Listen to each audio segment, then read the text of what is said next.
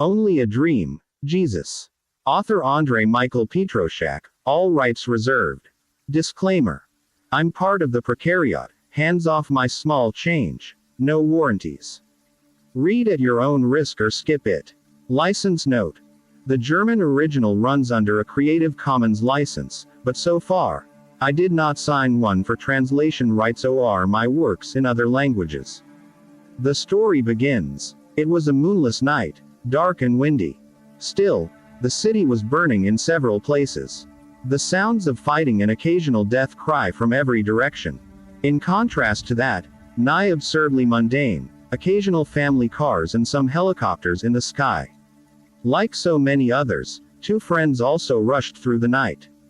Trans person JC and boredom's paragon, heterosexual Efro Brow. Both had, proverbially, already been fisted overwhelmed by panic and danger. No surprise, for the last 10 minutes alone had included witnessing 3 rapes, riots, and a guessed 15 bloody murders. There was a lot more of injustice committed, but as with anybody else, the duo was limited to the individual perception. To the army barracks, or the nearest police station, or out of this city, shouted JC to Efro. Efro fell short of stopping to move on, dumbstruck. No. To the church. Efro insisted fiercely solemnly. They will not go soft on churches, the synagogue and the mosque are already burning, too, argued JC. Again, Efro was so touched by JC's remark that he nearly stopped moving. Do you suffer amnesia or blackouts? Bullets, blades, or batons cannot stop these fiends, inquired Efro. Memories of the costumed assailants made their way back into JC's mind. They looked like phantoms from a nightmare, but this was the real world. More than psychos on military drugs, or disguised, hostile soldiers they could not be for real. We will help. Now came JC's decision to make a stand. The warrior trans person charged a nearby psycho phantom, body checking it brutally, thereby slamming it off its victim. The victim, a woman, stared at JC in utter disbelief. Let me die. Run to the church, spoke the violated woman, while she spat blood. Now, it was JC's turn to hesitate and be dumbstruck. But, before he could, the phantom attacked anew and had to be put down by a fast and hard combo of punches by JC. JC, we must reach the church. Bashing demons won't help anyone. JC turned back and forth, even with Efro's pull on his shoulder. The mere thought of abandoning civilians was against his most innate convictions. I can't just watch them suffer, screamed JC. They know. Stop blaming yourself. To the church, quickly, bitched Efro, who by now looked stressed out as beep. Cautious jogging only 2 streets further made the oft-mentioned church finally come into their line of sight. Just another besieged building. You are still sure that your faith will protect us? Asked JC. Again, and more severely than before, Efro nearly froze when hearing that. Check on that with your daddy, muttered Efro finally. People around saw JC and also began to move toward the church. So did the first mob of phantoms. JC and Efro ran to the church's front door. JC watched around, worried, toward the other civilians. Precious seconds were wasted, while their pursuers closed in on them all. Efro, losing patience, pushed JC through the open church door. Inside the church, there awaited nothing sanctified. Shattered windows, blood, and the valiant few people who tried to resist the phantom onslaught. Simple barricades under a Christian cross.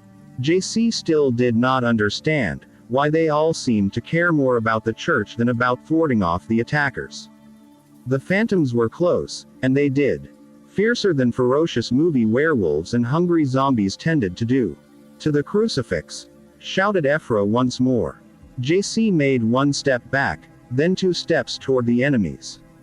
Instincts urged to protect and defend, not craven withdrawal. Warrior souls often had a problem with such. Move to that goddamn cross, else we all will be butchered here like helpless cattle, screamed Efro at JC. No cattle deserve that. Animal lives matter, to the author. The hatred in Efro's eyes was real, but clearly the same was true of his companion's worry and loyalty. It seemed, Ephro at least believed JC to make a fatal mistake by his choice. JC made 3 quick, wide steps toward the altar, above which the mentioned crucifix hung high.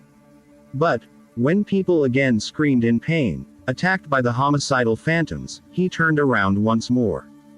Before JC could charge into battle, Ephro had wrestled him into a hold and pushed him toward the altar.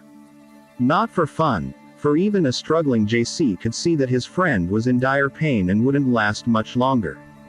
"I will not abandon a friend in need," declared JC. "Neither will I, but your father, like it or not, sadly is correct with his assessment on the topic," managed Ephro to reply in his struggle. Inevitably, Ephro succumbed to the pain. Simultaneously, JC felt a power from behind him, a force long not felt. He was about to turn toward it, but once more the phantoms made him stare at the enemy, as more of them charged into the church. "Friends, and once brothers in arms, but I cannot go with you any further," recited Ephro. JC only felt a soft, gentle backward pull, something so beyond physics that JC didn't want to resist it. Fire, toxic smoke, and even the hateful phantoms lost all meaning. But not Ephro, a friend left behind, just like the valiant few, who risked their lives resisting the phantoms. "Father!" screamed JC, with a righteous fury and a vengeance on seeing injustice winning. Yes, JC screamed "Father!" All of us others would have, I guess, instead screamed, "God!" The end. Only listen to this add-on if you want to know the story elaborated. In this dream-turned-fiction, JC aka Jesus Christ doesn't remember the past, unaware that he cannot just pull friends out of hell. Ephro instead, eternally damned and an enemy of God, is fully aware of such. Hence, his jaw drops, when JC asks him about faith in protecting and saving anyone, role reversal. Ephro weakens, as the cross aka crucifix symbolizes the imminent presence of God, divine providence, where Ephro remains unwelcome forever, but which also is the guaranteed safety for JC. Ephro hurts but attempts to save the forgetful JC nonetheless. Finally, while still confused and amnesiac, JC trusts his urges, albeit in a rude way, and challenges his father to revise old decrees and sorta kick phantom butts.